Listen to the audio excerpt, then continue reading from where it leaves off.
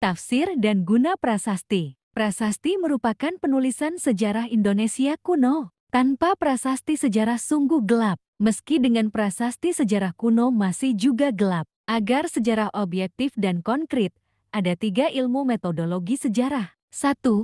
Banyak sedikitnya prasasti dan berita penting tidaknya suatu zaman. Tidak terdapat suatu hubungan timbal balik. Peristiwa penting tidak disaksikan dalam prasasti. Sedangkan hal-hal yang tidak penting diberitahukan lebih banyak dan tergantung raja. Prasasti yang hilang dan binasa bisa jadi prasasti penting. 2. Pengetahuan tentang zaman dahulu tidaklah mencerminkan dengan langsung, tetapi melalui tafsiran saat ini. Buku sejarah kita hanya mencerminkan zaman lampau dalam bentuk tulisan. 3. Prasasti menulis tahun pemerintahan raja-raja dan batas daerah yang diperintah. Prasasti menjelaskan masa lalu tentang susunan masyarakat kuno, sosiologi, dan agama waktu itu. Namun bukan alat ilmu sejarah. Ada 5 tafsir prasasti. 1. Diselidiki mengenai kebenarannya. 2. Disesuaikan isinya dengan prasasti lain. 3. Dibandingkan dengan berita di luar bidang prasasti. 4.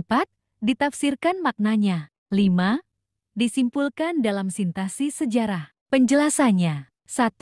Penyelidikan kebenaran atau kritik sejarah. Dalam prasasti, terutama bagian nama dan silsilah raja-raja, banyak terselip cerita khayal dan unsur-unsur mitologi yang tidak cocok dengan kenyataan. 2.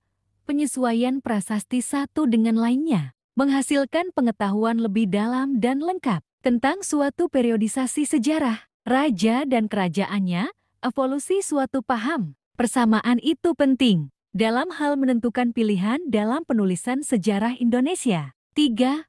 Perbandingan prasasti dengan bahan lainnya. Isi prasasti dibandingkan dengan berita dalam Nagara Kretagama, Pararaton, Kidung, Kekawin. B. Dengan peninggalan purbakala candi, arca, dan lain-lain. C. Dengan berita luar negeri mengenai kejadian sezaman. Ada 4 bagian. A. Berita dari negeri Tiongkok atau Cina. B. Berita perjalanan dan ilmu bumi Romawi dan Yunani. C. Berita dari pengarang Iran dan Arab. D. Berita dari orang Eropa mengenai zaman Hindu Indonesia. 4.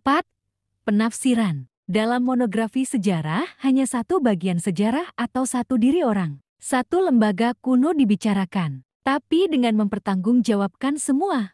Monografi merupakan dasar dan syarat untuk pelaksanaan ilmu sejarah. Sintesis sejarah yang melompat jauh dalam ruangan kosong akan ada pemalsuan. Sejarah yang tidak tahan lama, bersifat subjektif, berdasarkan suatu ideologi atau alat propaganda partai atau penguasa. Hal itu bukan suatu langkah ke arah pembentukan sejarah nasional yang objektif dan bertahan lama. Kelima, sintesis sejarah. Sintesis sejarah adalah proses menghubungkan peristiwa sejarah yang saling terkait untuk mendapatkan kesimpulan. Sintesis sejarah merupakan salah satu tahap dalam metode penelitian sejarah. Tahap lainnya adalah pemilihan topik, heuristik, kritik, interpretasi, dan historiografi.